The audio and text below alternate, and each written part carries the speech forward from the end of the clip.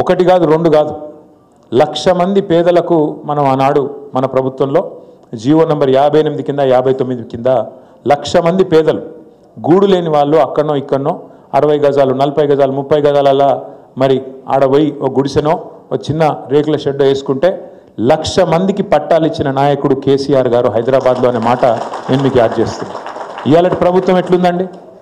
ఇవాళ పేదవాడు ఎక్కడన్నా గవర్నమెంట్ జాగాలు ఎక్కడన్నా దొరకక దిక్కులేక నాలా పక్కనో ఆన్నో ఇన్నో కట్టుకుంటే వచ్చి నిర్దాక్షిణ్యంగా హైడ్రా హైడ్రా అని చెప్పి ఏడుస్తుంటే మొత్తుకుంటే కాయిదాలు ఉన్నాయి చూడరా కోర్టు ఆర్డర్ ఉందంటే కూడా నిర్దాక్షిణ్యంగా కూల్చిపారేసి మీరేమైనా చేసుకొని ఎవరికి చెప్పుకుంటారో చెప్పుకోండి అని చెప్పి ఒకళ్ళు హిందూ ముస్లిం అని కూడా లేదు, ఇష్టం వచ్చినట్టు కూలగొట్టాడు. గరీబోడైనా ఎవడైనా చూడకుండా కూలగొట్టి పారేస్తూ ఉన్నారు.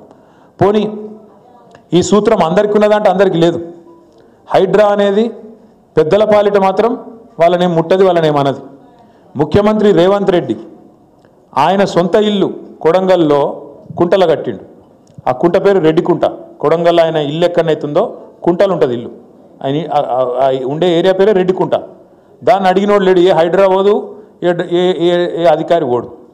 వాళ్ళన్న తిరుపతి రెడ్డి, రేవంత్ రెడ్డి వాళ్ళన్న తిరుపతి రెడ్డి దుర్గం చెరువు FTL లోపల కట్టిండు ఇల్లు. దాన్ని అడిగేటోడు లేడు, హైడ్రా పోదు ఆడికి, అలా కనబడదు అది. అట్లాగే రెవెన్యూ మంత్రి పొంగులేటి శ్రీనివాసరెడ్డి ఆయన జోర్దార్ బంగ్లా కట్టిండు చెరువు బఫర్లా, దానికాడికి పోదు. ఇంకొక పెద్ద మనిషి ఉన్నాడు KVP రామచంద్రరావు, ఆయన చెరువు పక్కనే కట్టిండు, దానికాడికి ఓరు. ఇట్లా చెప్పుకుంటా పోతే ఒక 50-100 మంది పేర్లు ఉన్నాయి కాంగ్రెస్ వాళ్ళకి. ఎవ్వల ఇంటికాడికి మాత్రం హైడ్రా పోదు, కులగొట్టే దమ్ము లేదు. కాంగ్రెస్ వాళ్ళకి ముట్టది. అధికార పార్టీ వాళ్ళు అంటే అధికార పార్టీకి చట్టం అనేది చుట్టం. గరీబ్ వాళ్ళకి మాత్రం హైడ్రా అనేది ఒక భూతంలాగా మీదపడి ఇవాళ ఎక్కడ పడితే అక్కడ విచ్చలవిడిగా సాటర్డే సండే వచ్చిందంటే చాలు కోర్టు బంద్ ఉంటే కోర్టు ఇప్పటికి 100 సార్లు చెప్పింది ఇట్లాంటివి చేయకూరి, మీరు నోటీస్ ఇయ్యండి, మీరు కరెక్ట్గా పద్ధతి ఫాలో కండి అంటే అవేం చూస్తలేరు, ఇష్టం వచ్చినట్టు కొట్టుకుంటూ పోతున్నారు. ఏమైంది దాంతో ఇవాళ? గరీబ్ వాళ్ళు రోడ్డు మీద పడ్డారు. కూకట్పల్లిలో బుచ్చమ్మ అని ఒక అమ్మాయి, ఒక మహిళ హైడ్రా వచ్చి ఇల్లు గుల్లగొడుతుంది మనం భయంతో గుండాకి చచ్చిపోయింది. నేను పోయొచ్చిన వాళ్ళ ఇంటికి, వాళ్ళ బిడ్డని అడిగిన ఏమైందమ్మా అంటే వచ్చి నోటీస్ ఇచ్చిర్రన్న, ఇచ్చినాక ఆయనతో రేపో మాపో వచ్చి కులగొడతారని చెప్పి ఆయనతో భయంతోనే గుండాకి చచ్చిపోయింది. ఊరేసుకొని చచ్చిపోయింది, గుండాకి కాదు ఊరి పోసుకొని చచ్చిపోయింది.